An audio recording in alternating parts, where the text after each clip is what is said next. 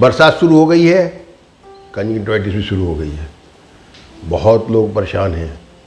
कृपया अपनी आंखों का ध्यान रखें। जब कभी आंखें दुखने आ जाएं तो कोई भी ऐसी दवा न लें जो कि नुकसानदेह हो। अगर आपकी आंखें दुखने आई और आपने कहीं से भी लेके बिना डॉक्टर की सलाह के स्टेरॉइड्स डाल लिए तो मुमकिन है आपकी जो बीमारी 3 दिन में ठीक होने वाली है वो 15 दिन ले जाए। और कभी कभी ऐसा भी हो सकता है कि अगर कोई आपने रगड़ दिया और ज़ख्म हो गया और स्टेरॉइड डाल रहे हैं तो आपकी आँख की रोशनी भी कंप्रोमाइज़ हो सकती है। तो कृपया मेरी आपसे प्रार्थना है कि स्टेरॉइड मत डालें बिना डॉक्टर की सलाह के। अब आते हैं कि ये कंजंक्टिवाइटिस है क्या और क्यों होती है। कंजंक्टिवाइटिस एक आँख की जो पुतली है उसके चारों तरफ की जो सफ़ेद हिस्सा है उसके ऊपर एक पतली सी झिल्ली होती है जो कि हमारी आँख की सुरक्षा करती है। जब कभी वातावरण में इन्फेक्शन होता है, वातावरण में बैक्टीरिया या वायरस घूम रहे होते हैं तो वो वातावरण के बैक्टीरिया या वायरस या हमने आँख मल ली उससे आँखों में इन्फेक्शन ट्रांसफ़र हो जाता है।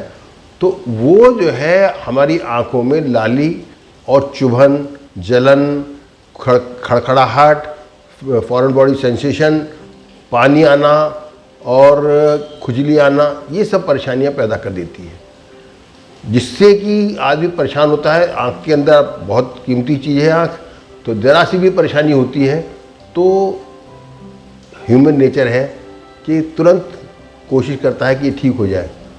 और बचत करने की हम लोगों की इंडियंस की आदत है, तो बचत करने के लिए ये सोचते हैं कि भाई डॉक्टर के पास जाना पड़ेगा, अच्छी खासी रकम खर्च होगी, चलो बगल के मेडिकल स्टोर से दवा ले लेते हैं।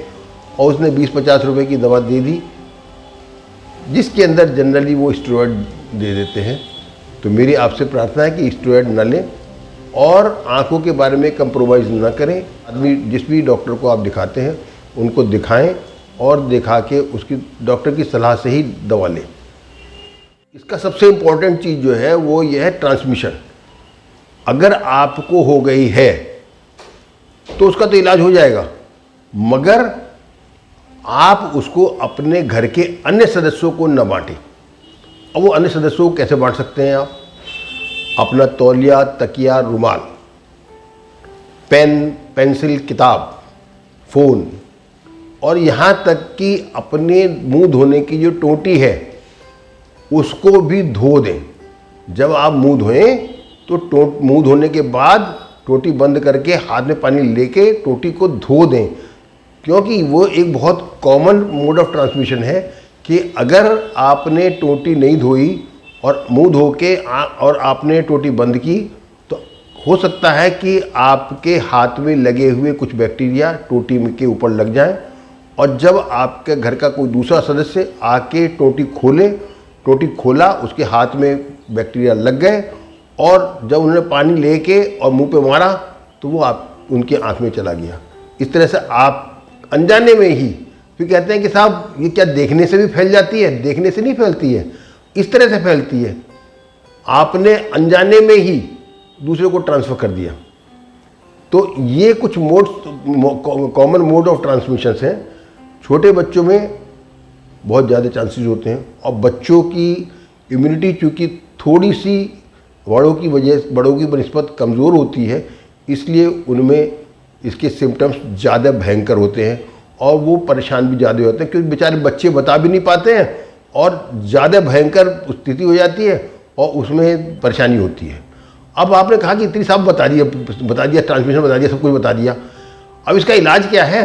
इलाज ये है कि आप आँखों को बार बार 5, 6, 7 बार साफ़ पानी से धोते रहें, बर्फ़ से सिकाई करें। अब बर्फ़ से सिकाई करेंगे तो आपने कहा साहब ठीक है, आइस क्यूब निकाला, आँख पे रख लिया, मगर वो आप 10-20 सेकंड से ज़्यादा टॉलरेट नहीं कर पाएंगे। तो मैं जो बताता हूँ वो ये है कि आइस क्यूब्स आपने लिए, उसको एक पॉलीथीन बैग में रखें और पॉलीथीन बैग को रुमाल में लपेट लें। द आइडिया इज़ कि आपकी आँख में सिर्फ ठंडक जाए, पानी ना जाए। क्योंकि पानी के थ्रू ट्रांसमिशन इन्फेक्शन का हो सकता है। आपकी आँख में इन्फेक्शन है, जिसमें दूसरा इन्फेक्शन भी एडअप हो सकता है। तो इसलिए आपने रुमाल में लपेटा और उसको सिकाई करना शुरू किया। जब वो हिस्सा थोड़ा गीला सा हो गया तो आपने साइड चेंज कर दी। सूखा सूखा हिस्सा जो है अगर आपकी आँख के सामने रहेगा तो वो आँख आपकी इन्फेक्टेड या सेकेंडरी इन्फेक्शन नहीं होगा। तीसरी चीज़ ये है कि कोई भी प्लेन एंटीबायोटिक ड्रॉप मैं तो आए दूंगा डॉक्टर की सलाह से ही, मगर मार्केट में प्लेन एंटीबायोटिक ड्रॉप जो भी अवेलेबल है वो आप लेकर डाल सकते हैं।